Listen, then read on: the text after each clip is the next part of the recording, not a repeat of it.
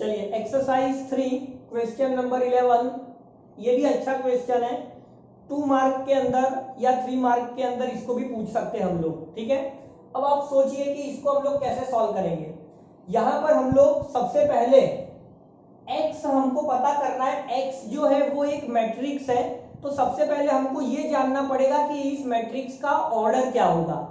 आप right side वाली matrix की तरफ चले जाओ तो आपको 2 रो है एंड 3 कॉलम है, और लेफ्ट साइड वाले में जो सेकंड मैट्रिक्स है उसमें भी 2 रो है एंड 3 कॉलम है। अब आप प्रैक्टिकली सोचिए, यहां पर आप प्रैक्टिकली सोचिए कि अगर x एक मैट्रिक्स होगा तो उसका ऑर्डर क्या होना चाहिए जिससे मैट्रिक्स मल्टीप्लिकेशन की डेफिनेशन सेटिस्फाई कर जाए। बात समझ में आ रही है? जैसे आप यहां पर सोचो कि दोनों का मल्टीप्लिकेशन डिफाइन तब करता है तो पहले वाले का कॉलम दूसरे वाले का रो आपस में बराबर होना चाहिए। मतलब अगर सेकंड वाले मैट्रिक्स का रो 2 है तो x का जो कॉलम है वो 2 होगा। समझ में आ रहा है आपको ये चीज?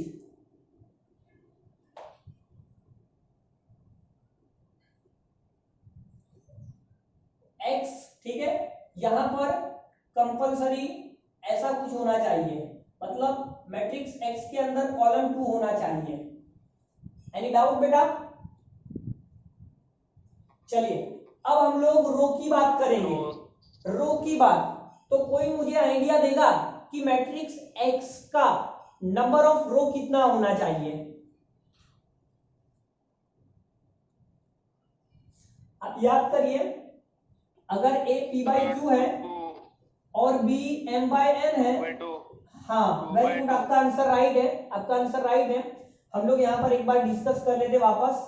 सबसे पहले तो ये मल्टीप्लिकेशन को डिफाइन करने के लिए q और m का इक्वल होना जरूरी है, और राइट साइड में जो मैट्रिक्स मिलता है उसका ऑर्डर क्या लिखते, तो पहले वाले का रो जो कि p है और दूसरे वाले का कॉलम जो कि n है, तो वही कॉन्सेप्ट यहाँ पर अप्लाई करना है। ओके बेटा, आप ऐसा समझिए कि रिजल्टेंट मैट्रिक्स का ये जो p है वो पहले वाले का रो है, तो यहाँ पर 2 है तो इसका x का जो रो है वो 2 होना चाहिए। एनी डाउट बेटा?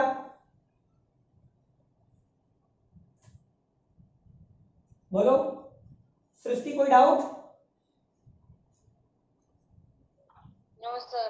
वेरी गुड, ये कॉन्सेप्ट आपको समझना है बस।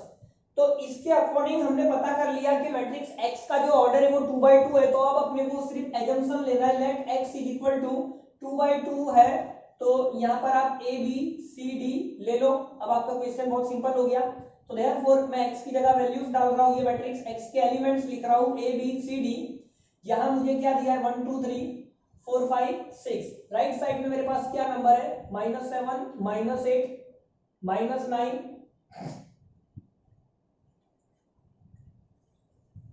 चलिए आगे 2 4 6 मल्टीप्लाई कर दीजिए, तो आप जानते हो रो 2 कॉलम में चलना है, तो देयरफॉर a * 1 a, b का 4 से मल्टीप्लाई 4b।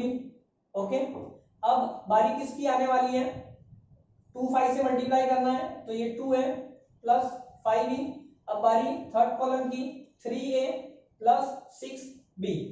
ओके, चलिए नीचे अगर आप मल्टीप्लाई करते हैं, देखिए अपने पास अननोन कितने हैं, अपने पास अननोन कितने बेटा 4 है, a b and c d, तो हमको 4 इक्वेशन बनानी पड़ेगी।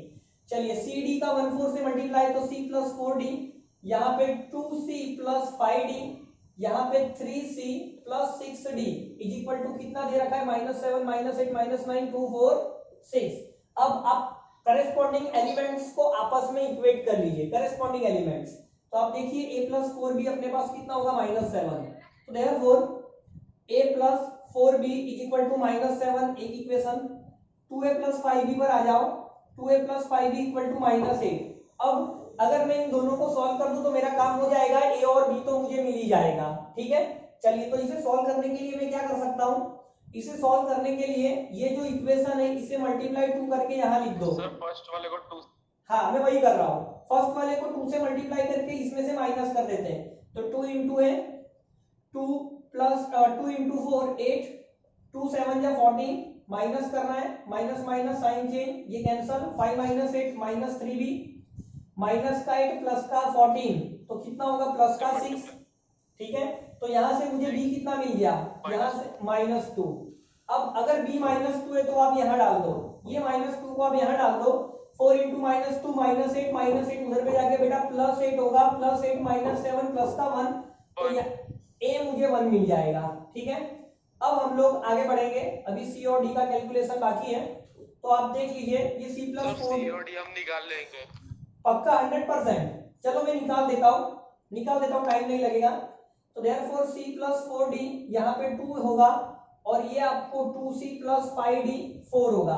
तो सेम काम अपने यहाँ पे भी करते हैं, इसको 2 से मल्टीप्लाई करके इसमें से माइनस कर दे, तो ये 2c 2 4 जा 8d 2 2 जा 4 माइनस किया तो ये कैंसिल हो रहा है, ये भी कैंसिल हो रहा है। तो कहने का मतलब d 0 मिल रहा है, और अगर d 0 मिलेगा तो c 2 मिलेगा, c क्या मिलेगा 2। तो देयरफॉर मेरा आंसर क्या होना चाहिए, देयरफॉर मेरा आंसर x, जो मैंने ABCD लिखा था, a की वैल्यू मुझे क्या मिली है, तो a की जो वैल्यू है मेरे पास 1 है, b की वैल्यू मेरे पास -2 है, c की वैल्यू मेरे पास 2 है और d की वैल्यू मेरे पास 0 है। ठीक है, तो बहुत ही आसान क्वेश्चन है, लेकिन ऐसे क्वेश्चन पेपर में पूछे जाते हैं, इसलिए आप अच्छे से इसे नोट कर लीजिए। चलिए नोट कर लो।